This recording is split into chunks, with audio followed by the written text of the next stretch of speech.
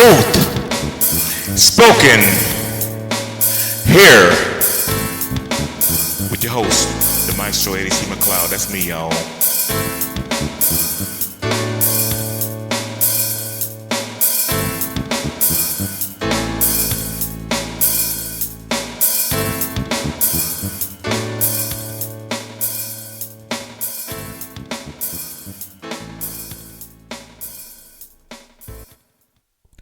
Okay, welcome once again to Truth Spoken Here. Now today, I'm going to talk about something that may be a little controversial for some of you, and I'm just going to express my opinion. This is my opinion, and I'm not judging anyone, but what I want to talk about today is this holiday called Juneteenth. I knew it's federal holiday. Now, many of you this weekend will be going out to Juneteenth celebrations, and that's all fine and good because life is about choices. But I choose not to celebrate Juneteenth, and I'm going to tell you the reason why I choose not to celebrate Juneteenth. And like I said, before I get into all that, like I said, I'm not judging anyone. You celebrate what you want and stuff. It's freedom of choice and something. So if you feel like going out and celebrating Juneteenth, go ahead and have a ball. But I won't be celebrating Juneteenth because there's several things I think that well, for my part, I'm looking at maybe in talking about this, maybe I can open other people's eyes to this. Now, first of all, let's look at what Juneteenth celebrates. Juneteenth celebrates the fact that the slaves in Texas learned almost a year and a half later that they were free. So the state of Texas got an extra year and a half of free labor out of them. Okay, so to me, I don't think that's anything to celebrate, but this is my opinion. Also, my problem with Juneteenth is also the timing of the holiday. Now, keep in mind that when President Joe Biden, passed this thing into law, this holiday into law, this is around the same time that the Asian community was given a protection bill, protecting people from attacking them and hate crimes committed against them. Now, they got a hate bill, but they gave us a holiday. Now, who in the hell needs more protecting than us, black people in America, being killed by cops, being killed by these racist hate groups and stuff like that? Who needs protecting more than us? And I hate to say it, sometimes we need protecting from our own. But Joe Biden, this made me look at Joe Biden. I was already looking at him because in Joe Biden's, I think, 47 years of being a senator, however many years it was being a senator, there was only one bill that he put on the Senate floor, and that was the crime bill that caused so much mass incarceration for black people during the 90s, for black men particularly, and devastated so many black families. And that devastation is being felt even today in the black community. And also, if you look at some other stuff from Joe Biden's past, Joe Biden has not been a very friendly guy towards people of African descent in this country. So this even made him look more suspect to me. So that's one of the reasons, like I said, I don't celebrate Juneteenth. I feel like, if you're celebrating Juneteenth, I feel like you're celebrating, for lack of a better word, let's just say ignorance, because now I know it's not the slaves' fault that they didn't know. When I'm saying ignorance, I'm using ignorance. I'm talking about ignorance in the purest sense of the word, meaning not knowing. they didn't know and they were exploiting. I feel like really, if Joe Biden really wanted to do something that was honorable, maybe do something like those people that were that are descendants of those people that got that extra year of labor out of. Maybe give them some form of reparations, some kind of money or something. If you want to do something, of course, when you talk about reparations in this country, of course, it's always like, oh, they're always looking for a handout. But really and truly, if you look at every other group, including some of our enemies and stuff they've been given some form of reparations. They didn't call it reparations, of course. Look how many of the Native Americans now are running casinos and stuff like that. Look at some of those Japanese that were put in internment camps during World War II and stuff, and how many of them afterwards were given money to open businesses. So, why not give those descendants the descendants of those who y'all got an extra year and a half of labor out of, and why not give them something if you really want to do something honorable, Joe Biden? So, like I said, I'm not gonna be very long today. Like I said, I'm just saying, to everybody that wants to go out there and celebrate Juneteenth this weekend, go ahead and stuff. But I just want to give y'all some food for thought. Like I say, and on this podcast, as always, if I piss you off,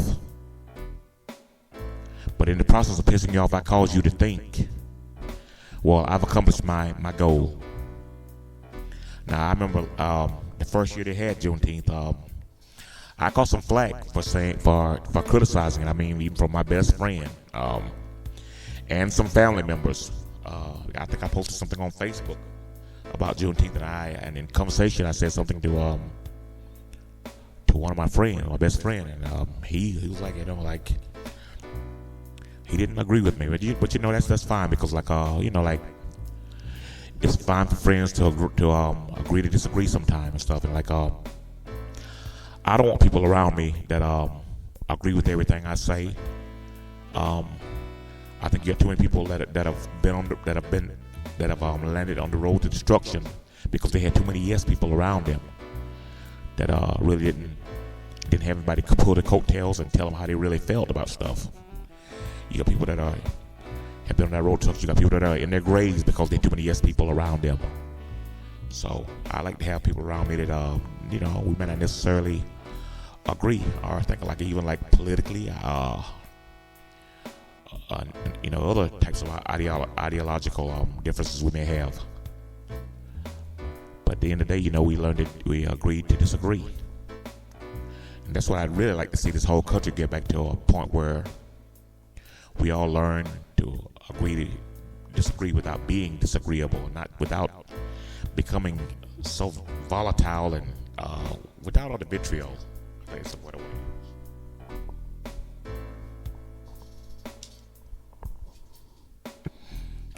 So then you may ask, so how will I be, what will I be doing this weekend? What can you do if you don't want to celebrate Juneteenth? I think it's time for us to start examining things, get ready for what's going to be a fight in the 2024 election coming up. I think it's time for us to get ready to do battle once again. Research these candidates. Because like me, I'm an independent. I really do think that it's time for us, especially for us as black people, to stop taking for granted, or stop being taken for granted. Because a lot of us vote for the people that vote Democrat. This is my take on the two political parties.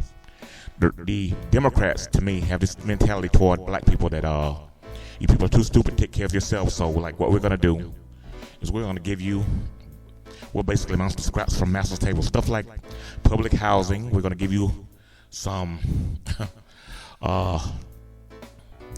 other things, maybe give you some food stamps, give you some give you some welfare, give you stuff like that, and but how much are they giving us in the way of education and stuff like that?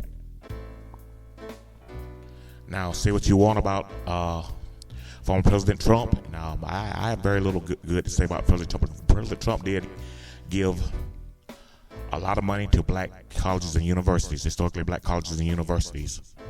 That's a fact. So, that's a very overlooked fact. Now, I'm not sure what the motivation was behind what he gave, and at this point, that's irrelevant. But now, let's get back to what I was saying about the differences between the two parties. Now, let's get to the Republican Party. Now, if you go back in this country to like the 50s and 60s, the Republican Party was the party of African Americans largely. Now, because like if you look at that time when the Civil Rights era was going on, a lot of that stuff that we went to the turmoil was caused by these Jim Crow laws that were kept on the books by Southern Democrats. And so, the Republicans were actually the good guys at the time. Now, they got people to say that the parties have switched roles. I don't think that's the case. What I think is the line has been so blurred that it's hard to distinguish between the two parties now. Now, of course, now with the Republicans, you can say, well, they got a bunch of race in there now, because Donald Trump changed everything. Donald Trump, and not only, even like when Obama was president, you had this Tea Party group, which is basically a bunch of to me, a bunch of Klan members, basically, and white supremacists. And then, then when Donald Trump came along after Obama's 2 terms, of course, you got a guy now that's making it all right for them to be racist and say all kind of vulgar things, and just say what he was saying what they were afraid to say.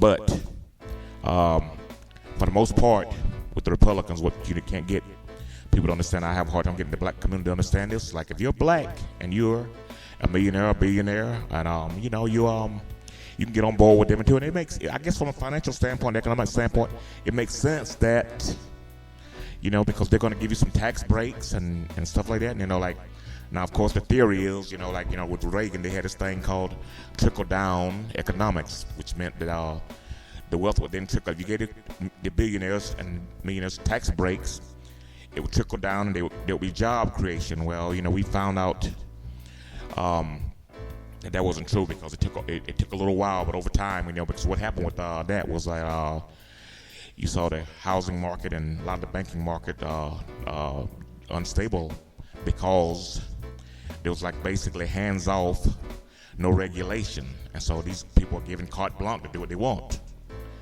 and so that was disastrous for the country and stuff, So, but anyway, of course, now the Republican Party, I think the Republican Party, like I said, now would I vote for a Republican? If I found one with integrity, yeah, I probably would, because right now, the way things sit right now, I'm thinking about sitting out the next presidential election, because I cannot, in good conscience, vote for Joe Biden, and it depends on who the candidate is on the Republican Party. If it's somebody like Ron DeSantis, or if it's Donald Trump, I can't see myself voting for either one of them two, and those are the two front runners, I think, right now. So I may be sitting out the election, but I encourage you, like I said, if you're wondering what to do this weekend, I just encourage you to take this time. If you want to spend just like me, just like going to be celebrating Juneteenth, I encourage you to take this time and do some self-examination and look at those parties, do some research on these candidates, find out what their platform is, and it's time for us to go to battle at the polls again now. So that would be a very constructive way to spend this Juneteenth weekend, by doing our research and getting ready to do battle in 2024, because the battle is coming to us whether we like it or not. So let's go out there and let's get engaged and involved. And so, with that said, that ends my podcast for today. Thank you, and until next time, may God bless and keep you.